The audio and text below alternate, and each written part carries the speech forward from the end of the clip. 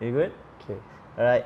Peace and blessings be upon everyone. This is the Caliph podcast, and this is episode 003. And thank you for having me. Thank you for having me. Okay. How are you, man? How are you, brother? Good, alhamdulillah. Alright. Nice to meet you again after so long. Nice shit, man. Hello, brother. Look Yeah. at hello, brother. Okay, so for those who don't know you, tell more about yourself. Like, what do you do and who are you? Okay, what I'm doing now, I'm a full-time engineer actually. But what I intend to do full-time and my passion, currently I'm the author of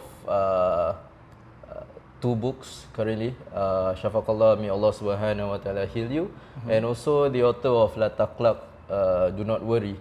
Okay. Basically, they are poetry books that are written based on my own life journey of hijrah, my own life journey of reflection, in a form of poetry. 2 books, and alhamdulillah, the first one was the bestseller in 2016, and Taqlaq was launched. I think it's been 1 year plus now, going to 2 years, and I'm currently planning for my 3rd book as well. Alright. But we'll leave that for later. Okay. Other than that, I'm also the founder of Bilal Books, something that was born through my passion of book writing, and also hoping to help others create their own book as well, maximizing the potential of. Let me see the books. Yeah. Okay, so this is your book. Yeah. Nice. This is Syafakallah. This is So Syafakallah. there's 2 colors here. Okay. Basically, this was a limited edition. I always keep one print of every batch that I print. Okay. So this was the limited edition copy, the black one, for Syafakallah, and that's the original and the current copy lah. This is the one. Yeah, the second book is there. So this is Syafakallah. This is the bestseller. Yeah, this was the bestseller. This was a bestseller for 2016, the local bestseller. This is your first book, and it was This the is local my first book, alhamdulillah. Nice. Where's the second book? Second book. Just give me one. It's okay. Yeah. Just one. The black. Yeah. Nice. Okay. So this is the. Oh, it's almost the same. Yeah, this is a limited edition also. The original one is the white color one. Okay. Okay. So this is La Taqlaq. Yeah, Taqlaq, Do Not Worry. Basically a continuation of the first book. This covers like the whole aspect of my hijrah towards Islam, and how I've just start to change my mindset, how I see the world. Okay. Fulfilling my purpose in life, and this is all recorded in poetry form, in parts, most of it done during my travel. Okay. So I just wanna. I'm just curious. Why poetry? This is very interesting. Why poetry?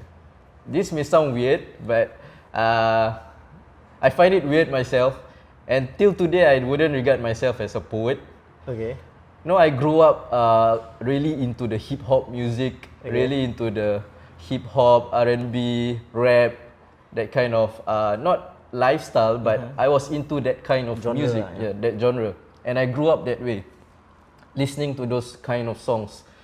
So when I started my hijrah towards Islam, Okay.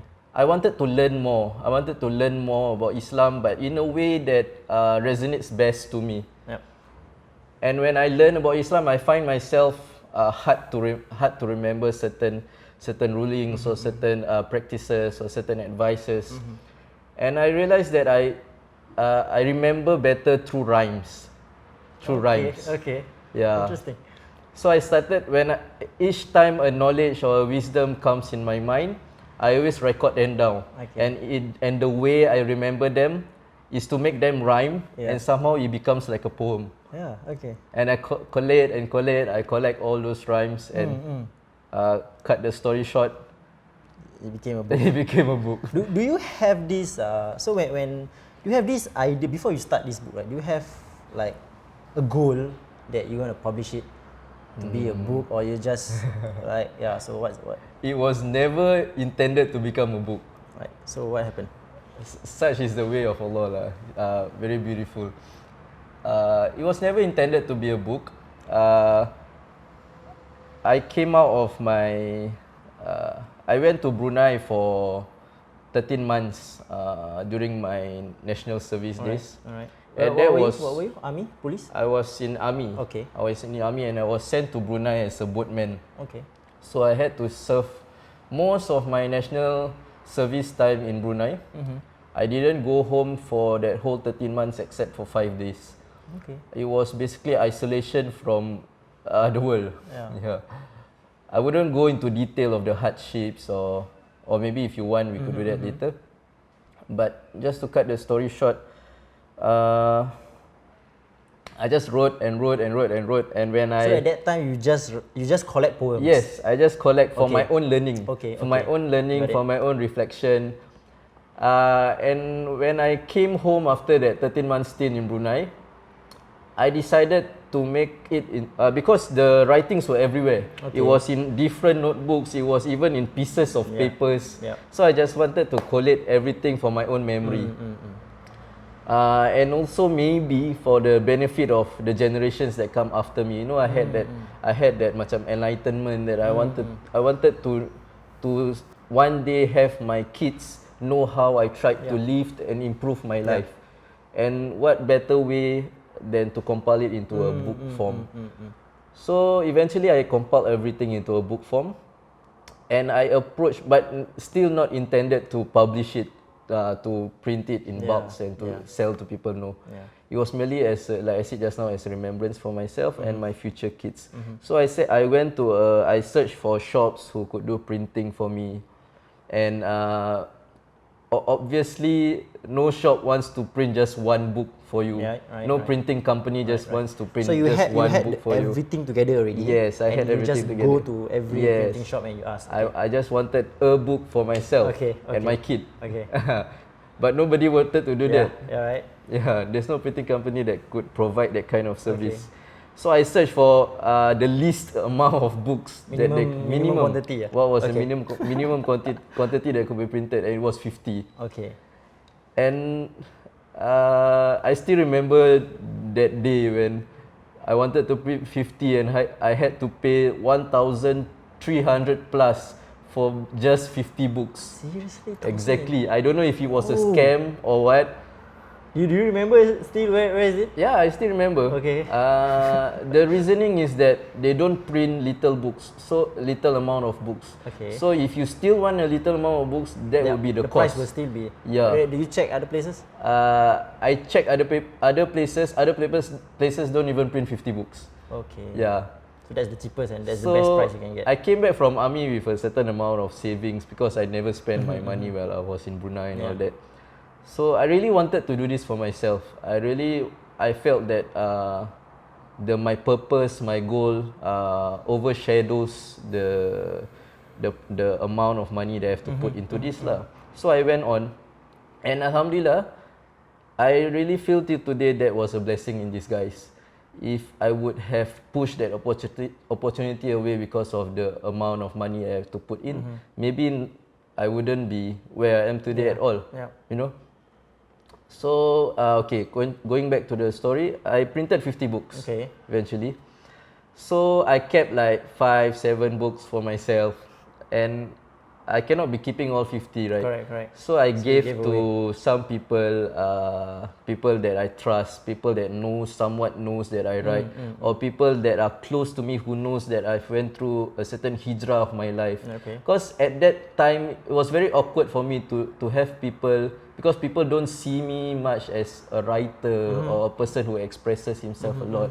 This was my like secret side of me.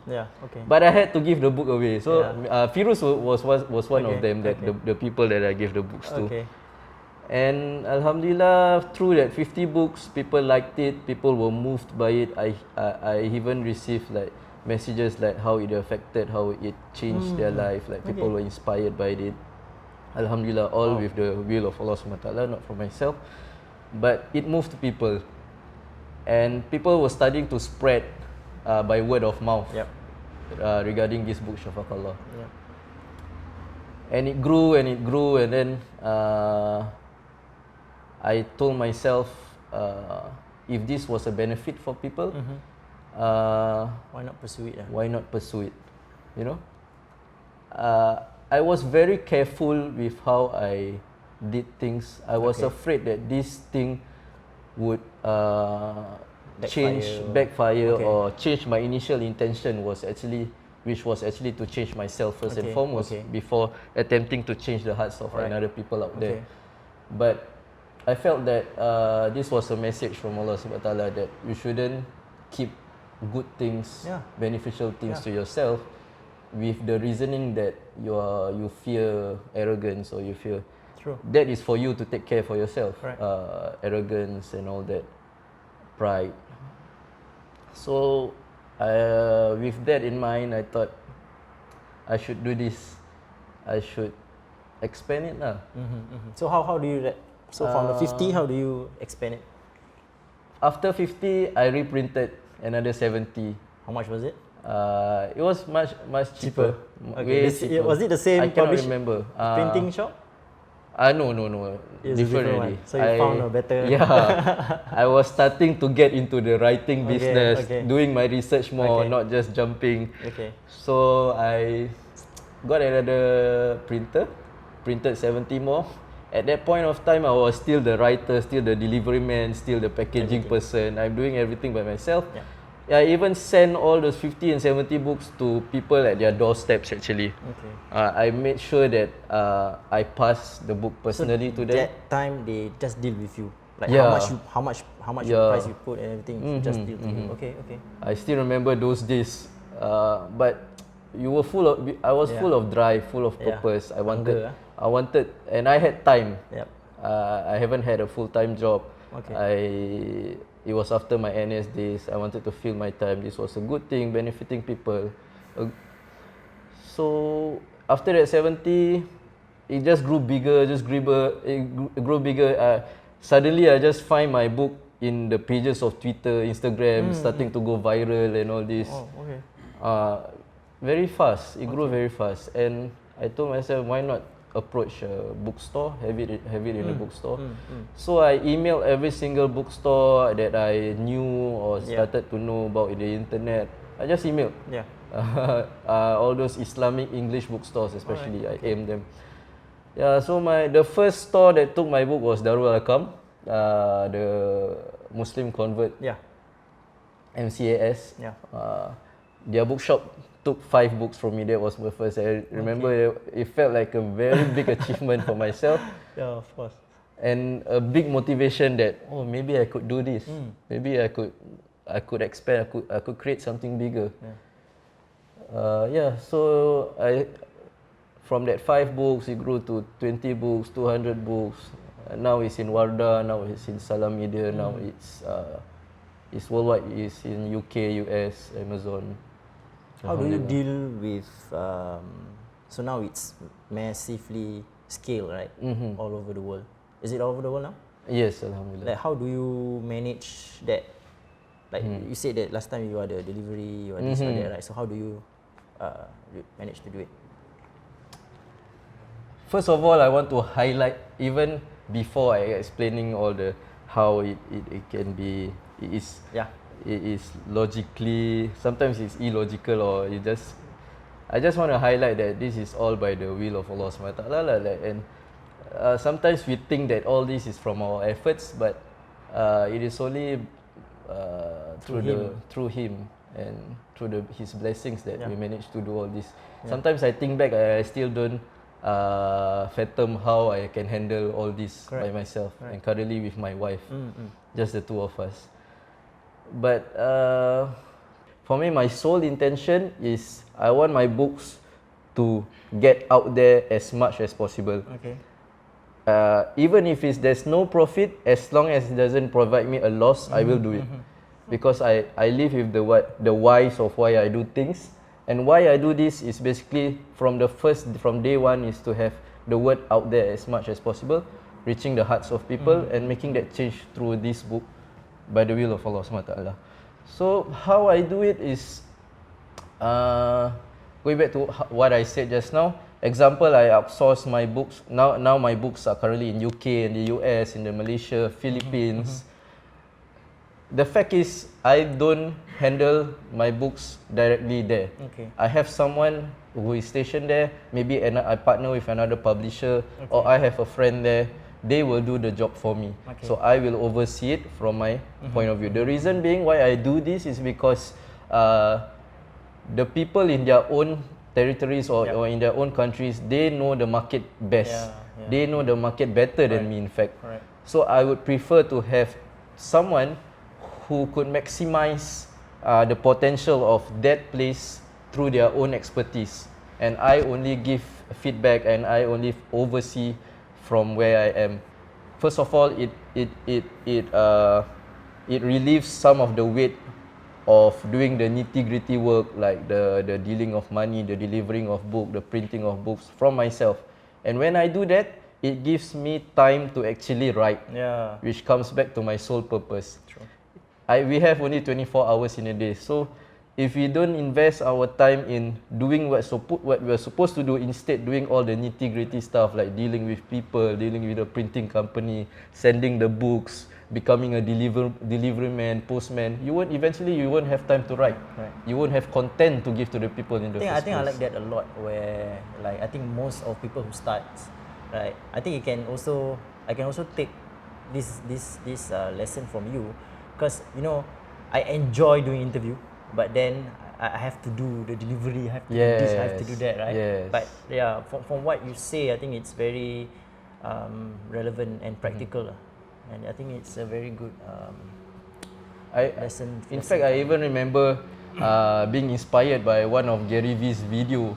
He even said that you do the things that you are most good skilled at, at, yeah, and most yeah. good at, and you have the other things that you're not so good at. Have other people to do it for you. Yeah. You know, sometimes we have the idea of we want to do everything Correct, ourselves, correct. and we think it's the best because it's from us. Yeah. But sometimes you get overwhelmed with so many things that eventually you cannot even focus on Yeah, one. you're not moving, you're not progressing. Correct. That's Yeah. good, that's good. Okay, so that was Syafakallah. This is the one, right? This is Yes. the bestseller. So how many books have you sold? Do you know the numbers? Wow. Roughly? In Singapore, As in throughout when it started. mm, Maybe you can just add 50 in. The first 50? I'm not sure myself, but more than 10,000. 10,000 More books. than. Wow. Is it available online? It's I'm pushing it to be in Amazon as well now. Okay. But it's not my main priority. I would prefer people to have the paperback, the hard copy for themselves. As in, like, can people purchase this online? Yeah, Even though the hard copy? Yes, correct. Through your website? Or Through my website www.bilalbooks.com. Okay, can. I'll just link it in the description below. Okay, that's good. So the second book, Taqlaq. This is the one. Yes, Taqlaq. So This is the black limited edition cover, like I said just now. It's brief, actually white also. a brief about this book.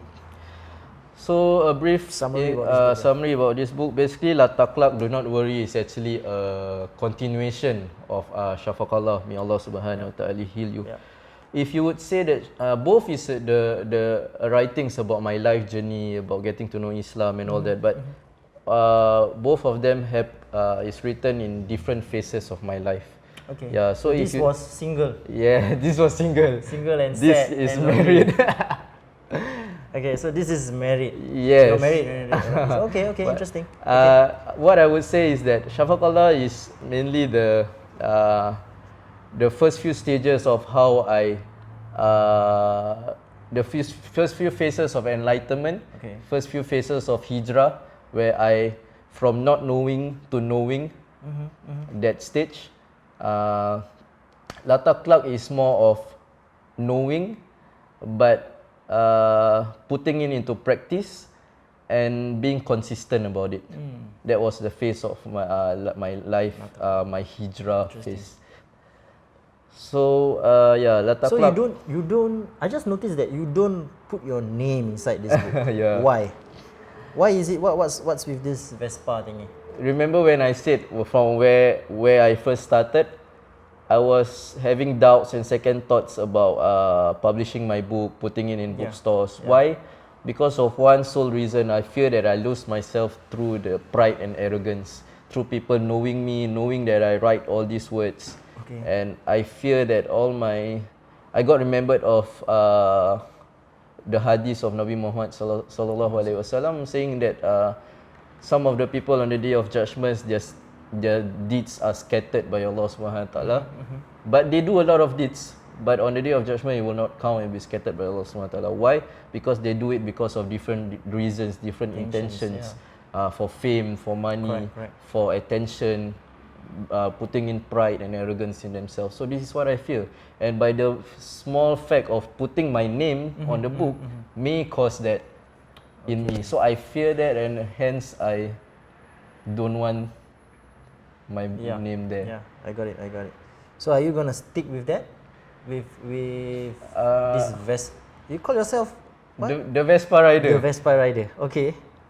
The VespaRider started off because my first few stages of hijrah, You were riding a Vespa. I was riding a Vespa, one thing, but my Vespa had a big impact on my phases of hijrah, because when I didn't have the money to travel, didn't have to other countries, meet people, different cultures, but I wanted to learn about Islam through traveling. I made a mission for myself during my first few phases of hijrah that I wanted to travel to each and every mosque in Singapore. Okay. I wanted to cover every mosque. With your Vespa. So my Vespa was my mode of travel. I see. Yeah. Yeah, so it had a lot of hand in. Did you cover all the mosques in Singapore? I covered there's 69 mosques, I think. 69 mosques under MUIS in Singapore. Okay. I covered, I think, 61. I have 8 more to go. Okay. Yeah. As in now, 8 more to go. Currently 8 more to go lah. I have went to 61 mosques in Singapore. Are you still riding a Vespa now? Yes, I am. Okay. Yes, I am. Alhamdulillah.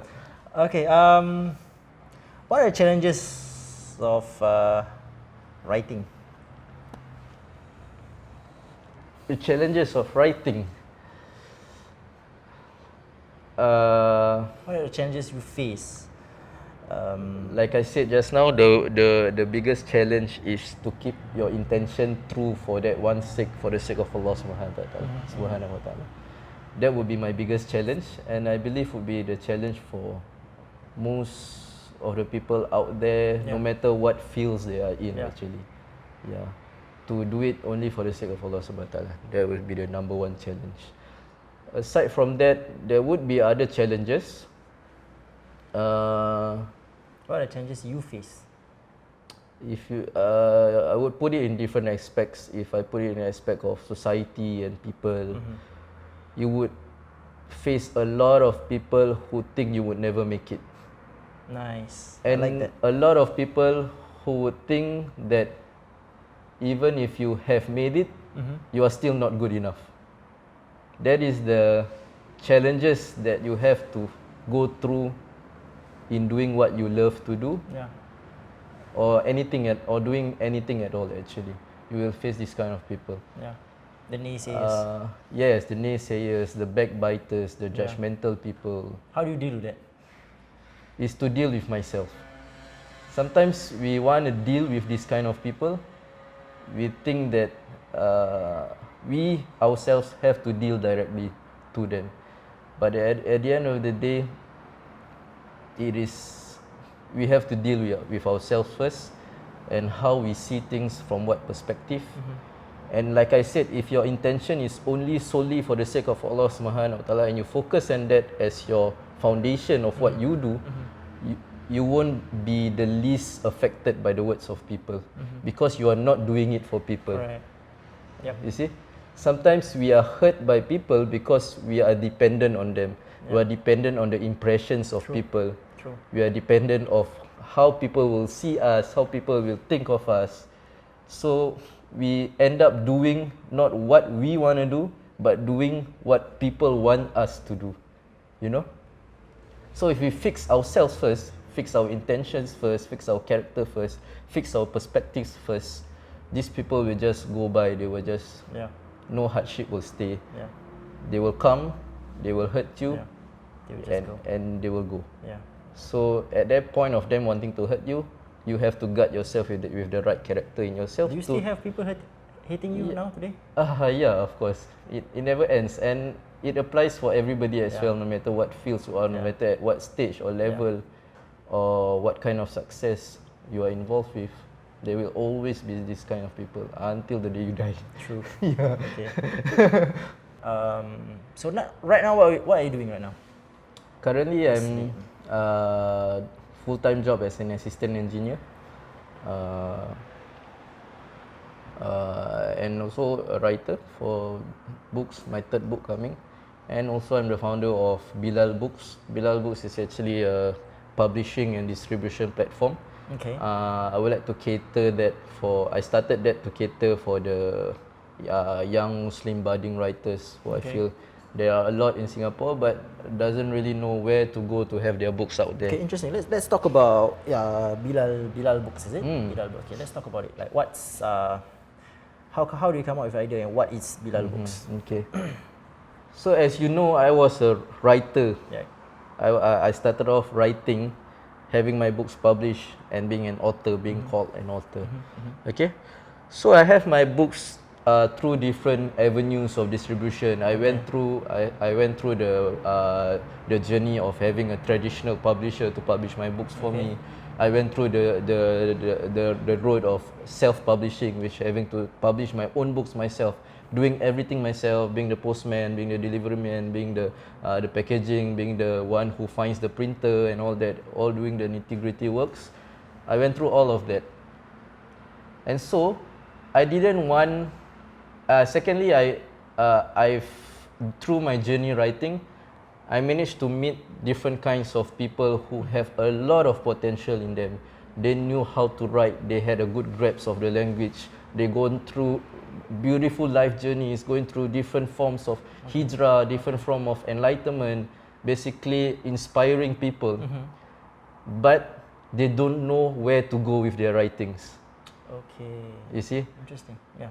So I started Bilal Books with the intention of becoming the bridge, becoming the connecting bridge of these people who has a lot of potential in them, but doesn't know how to bring their words out. So me having the small experience that I have, going through all the different avenues of writing, being from scratch, building my book, building my brand, to put it out there. I want to help other people now. Yeah. So I started Bilal Books solely with that intention of I want to focus first on the young, enthusiastic Muslim people in Singapore first, locally first, before thinking out there as we go. But I want to focus on this group of people who are actually like me, from where I started. So I feel their pain.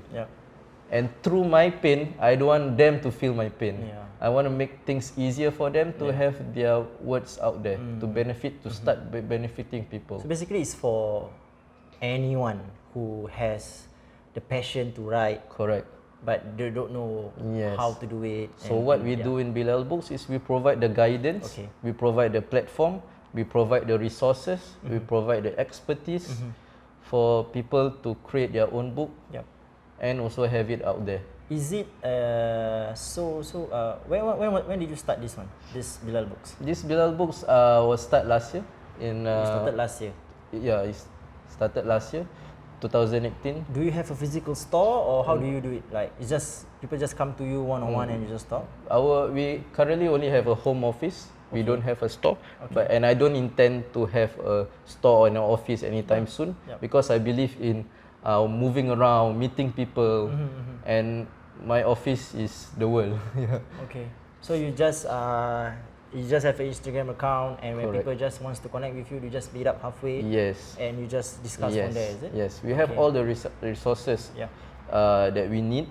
So when I will just meet up with my clients, set up meetings, provide them with what they need, share my feedback, share my experiences. Know what they want, know what they don't want, and then we cater to their needs. That's very, very interesting, because when you just say the word Bilal Books, I thought it's the physical bookstore. I know. I didn't know that it's actually a platform or a service that you provide for them, for a bridge, right? Yes, bridge correct. for them and stuff like that.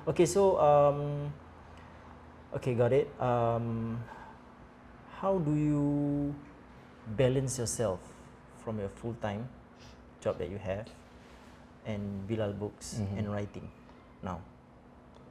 First of all, again, like I said just now, when you ask a question, first I said about intention. But this time when you ask this question, the first thing that came to my mind is sometimes we chase a lot for time. We all have 24 hours in a day. And we have a lot of dreams, we have a lot of responsibilities, we have a lot of commitments. Especially you're married now, right? Yeah, especially I'm married now with my new house, things to pay, bills to pay. Sometimes we forget that apart from time management, is to seek actually the creator of time himself, seeking the barakah of time itself, and asking from Allah Subhanahu wa Ta'ala himself for the barakah of time. So first and foremost that we need to remember, and I myself need to remind myself that we need to attain the barakah of time first. Yep. And understand that time is from Allah Subhanahu wa Ta'ala, and the different success that people attains links a lot to how much barakah you have in terms of time. And then comes your time management. Yep. Yeah. And then comes your time management. So how I deal with my time is that following the sunnah, I try my best. I cannot say that I follow the sunnah, but I try my best to follow the sunnah of Nabi Muhammad sallallahu alaihi wasallam, that he divides his time into 3 in every day. He divides his time from his work, he divides his time for worship, and he divides his time for his family into 3 parts. And the first part of the day is work. The second part of the day is family. And the third part of the day is worship. If you realize through the seerah of Nabi Muhammad SAW, he used to pray a lot of tahajjud, pray a lot of night prayers. He extends his worship a lot in the night. And before Isha prayers, he would spend time with his family, he would talk to them, he would deal with the community. And the first part of the day, he would go out working, you know. Nabi Muhammad SAW was actually working, and if he was at work at home himself, he was working also. He was doing the chores, helping with the chores. There's even a hadith of him knitting his own sandals. You know, he lived normal lives like us, but what made his time so special, so full of barakah, and so simple to follow actually. If only we are disciplined enough to follow the sunnah of Nabi Muhammad SAW and dividing our time accordingly, insyaAllah everything can be settled. Like how I do realistically in my life, that I'm a full-time engineer working a day shift, not so it's a fixed shift from morning to the afternoon. And I focus on my job during the daytime, and then I go back, I spend time with my wife, my cats, my house, doing things that I need to do. And usually when things are settled down, sometimes all the chores are done at home. My wife, maybe she sleep early or what, and then I will do what I need to do, be it in worship or be it my side job or be it in writing. Yeah, I feel that usually in the later parts of the night. And some nights you do have to sacrifice. You do have to sacrifice your sleep. You do have to sacrifice a lot of things. And regarding sleep, you know, people say that one of the most unproductive thing you can do is actually sleep. You literally don't get anything done during your sleep.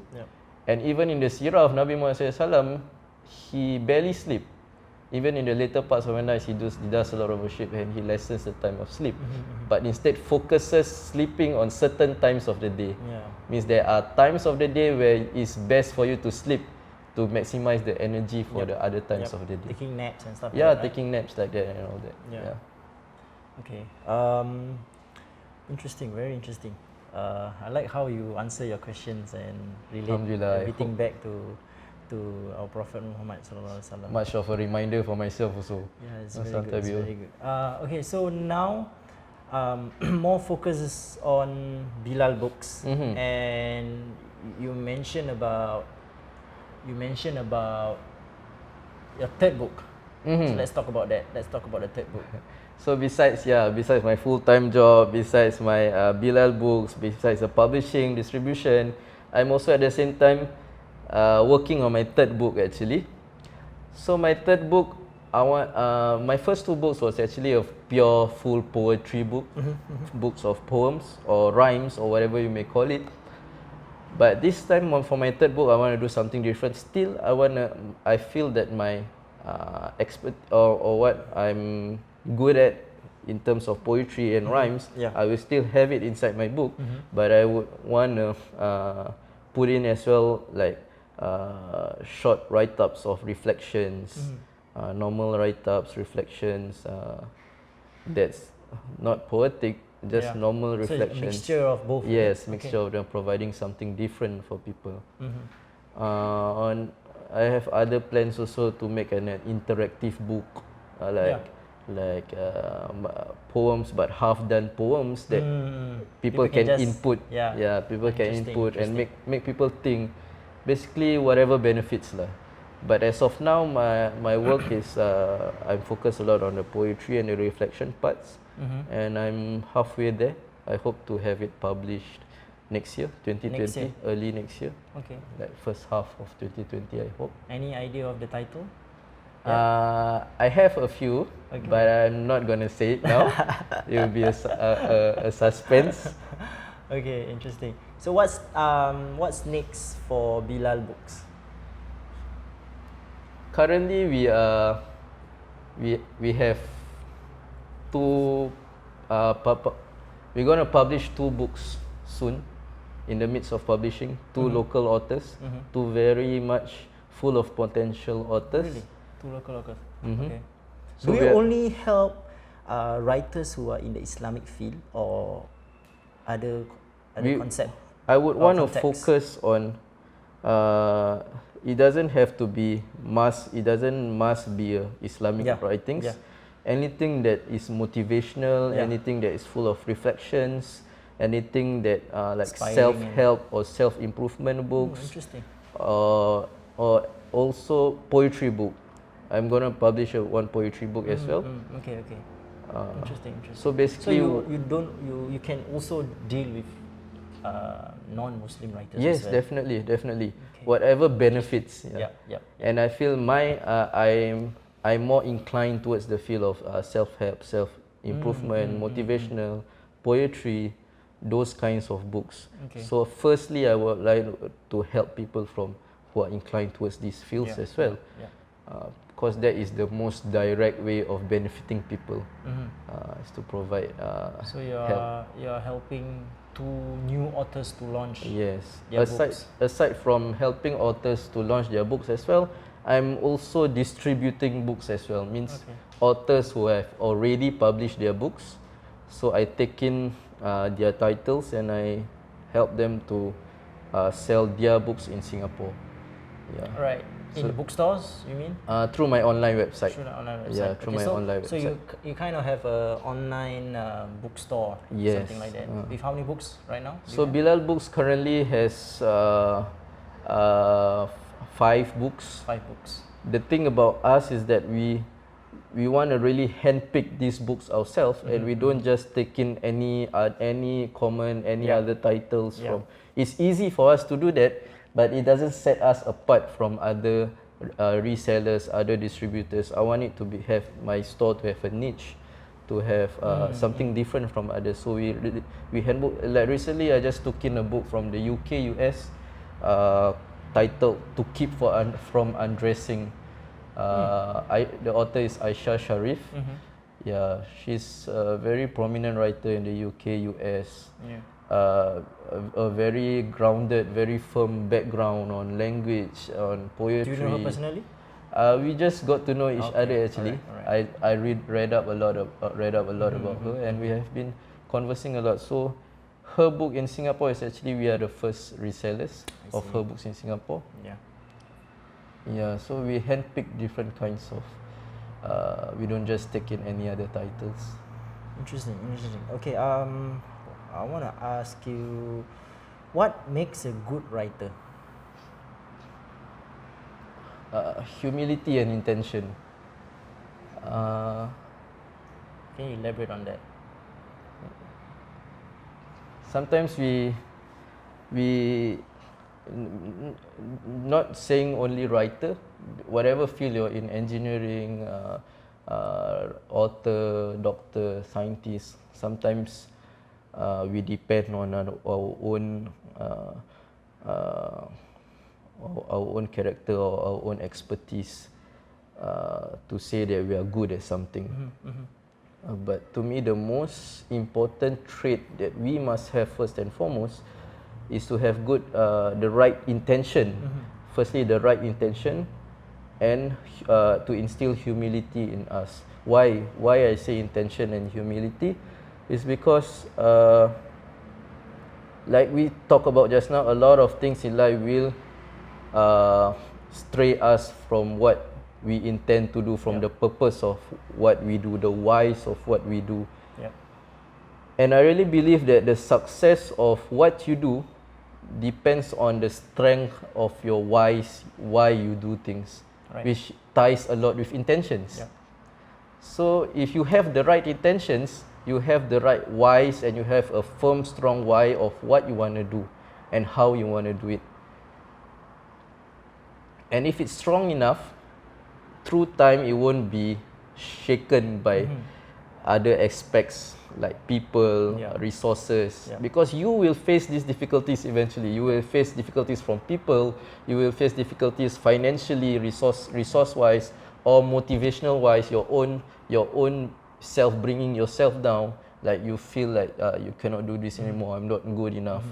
If you make firm your intention of why you do things, the why you do things, inshallah, eventually your business will grow, or whatever you do will be steady, and you will be strong against all these difficulties that will come for you. Secondly, humility. Because why I say humility? Because arrogance is the number one reason why people fall, or people lose themselves, or even lose their intentions. Sometimes you have a good intention, you eventually throughout your career or throughout the business that you do, you get fame, you get money, you get praises, you get handshakes from people, you get smiles from people, and then you grow arrogance in yourself that made you lose the first intention that why you do it. So to remind yourself to always be humble is very important for me. And humility also generates this mindset of you understanding that you don't know enough. With that understanding of not knowing enough, you will go out there to find more knowledge, to meet more people, to find more experiences. So with this value of humility, you are actually never ending growing your business or your career or whatever you do. The moment you grow arrogant, you think that you have enough. You think that you're already smart, you already think you're able, and that's where you stop growing, you become stagnant. And stagnating is actually another word for digressing. When you stagnate, you're actually closing down all your avenues of growing, and you just, people a lot fail that way. They fail because like, if I could summarize everything, they failed because they failed in their own character building. They lost their true character, they lost their intention, they lost their humility. So at the end of the day, we cannot blame anyone but ourselves. Powerful. Who is your role model and why? Definitely bin Nabi Muhammad sallallahu alaihi wasallam, and I would say he is my role model because I try my best, but of course we are human. And when I say he's my role model, doesn't mean that I follow him the best. It's just that I want to follow him as much as possible. So number one is must be Nabi Muhammad sallallahu alaihi wasallam, because he lies the solution for all the problems in your life, every single thing. That if we only follow and we study his life and his way, everything will be fine. So he should be our number one role model. If you talk about other role models that are currently in my life, I would say my father first, because of all the hardships, of bringing me up with my parents lah, basically my father and my mother, who instilled different characters in me from young, knowing the values of hardship, knowing the values of going out there to earn what you have, starting from scratch and not depending on other people, and also instilling religious values in my life to stay grounded, to try to stay humble and all that. And other people would be my wife. Like we recently just have our own house, so we are still adapting on life as two person. So we don't have any other people for most times of our life. We only have each other. So I learn a lot from her, and I hope she learns a lot from me. So marriage, I feel, is a two-way thing where we should be improving each other lah. And in business aspect also, she does most of my designing. She does the aesthetic works, the designing, the computer works, and I do most of the labor work, the brainstorming works, the one who decides. Does she write also? She has a chapter, I forgot to say. She has a chapter in my second book, Taqlaq. Oh, okay. Like I said, you gave her one chapter. Right. I published my second book when I was married, right? Okay. So the last chapter is actually by her, the chapter Conversations. It's interesting as well because I didn't know that she write. Okay. So when I wanted to publish my book, I told her that, do you want to write one chapter? Do you want to include one chapter? And she said she has already been writing secretly. Yeah. Okay. So as my birthday present, she compiled all her writings and made it into a small book form for me. And that book actually end up as a chapter in my second book. Interesting. She can write herself. Okay. Yeah, so she writes herself, she designs, she does the computer work and all that. What does she do full time? She works in a mosque as a marketing and communication officer. I see. So she have all the skill set, design and everything. She was in LaSalle before that. She took up a degree in LaSalle, so she's much into the arts scene, into the design scene, all the Photoshop and all that. Which you ask me, I don't know anything about all this. So maybe it's jodoh from Allah SWT that maybe it's a very good pairing. It brings us together to actually create something lah. Provide benefit for people. Interesting.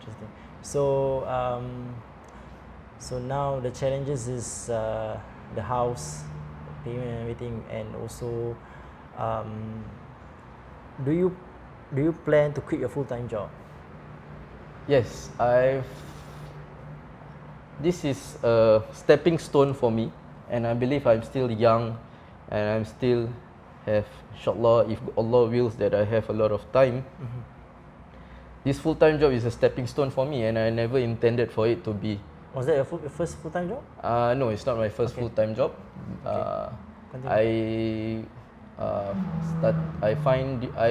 jump shops. I jump jobs to fit what's best time-wise, physical-wise, so that I can fulfill my other side jobs, which is this Bilal Books and stuff, which is actually my priority, but I still need my full-time job to sustain yourself, sustain myself, my family, my house, and all that.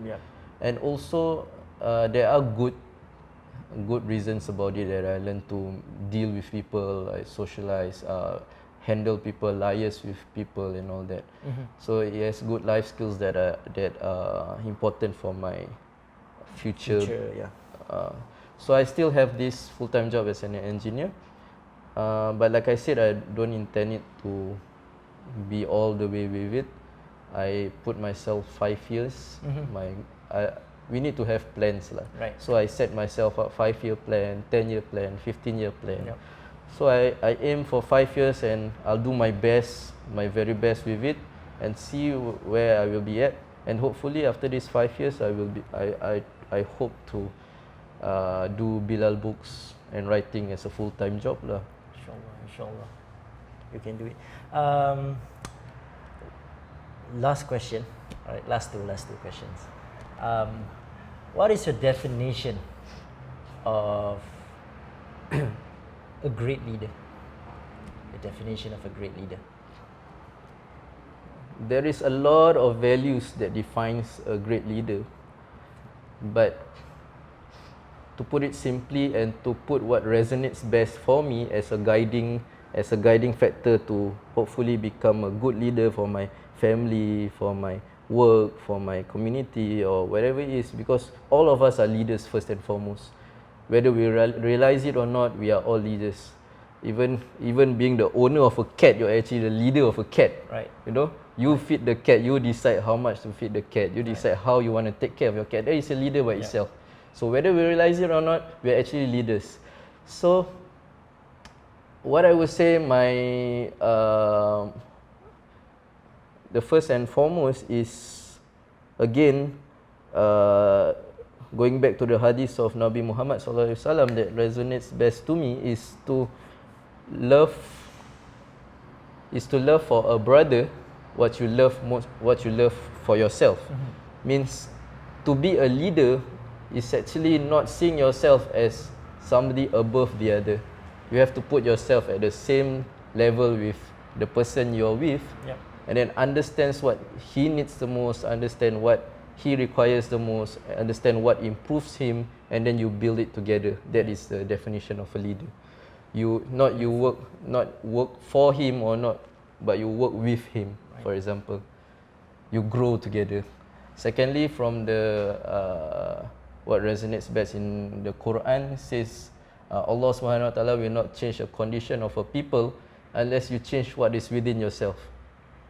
And being as leaders, sometimes we have this mindset that you have the power to change the people. But you don't. You don't have the power to change the people. You provide means to grow together, to change a certain condition of people. So Allah SWT gives a solution in the Quran that if you want to change the condition of the people around you, first you start with yourself. So that is the definition of a leader to me, that to focus on yourself first and foremost and set yourself as the perfect example for other people to follow suit. Nice. I love it, brother. I love it. Thank you. Okay, any last parting words? Thank you for doing this. You know, when I talk, sometimes I don't even know what I speak about, and then, wow, that's a good advice to remind myself. Alhamdulillah. Thank you, parting words. Thank you for this opportunity. Pray for me, and we pray for each other. Of course. And Inshallah, we push each other, man. Advise me whenever you can. And parting words, just do it. Whatever you want to do, as long as it's halal, as long as it's based on good intentions, and as long as it has a great purpose, start doing it. A lot of people just procrastinate. They have ideas, they have big dreams, but at the end of the day, you don't do anything, nothing will start. Right. So just start. Just start. Nice, brother. Thank you so much, man. Thank you so much. Thank you, brother.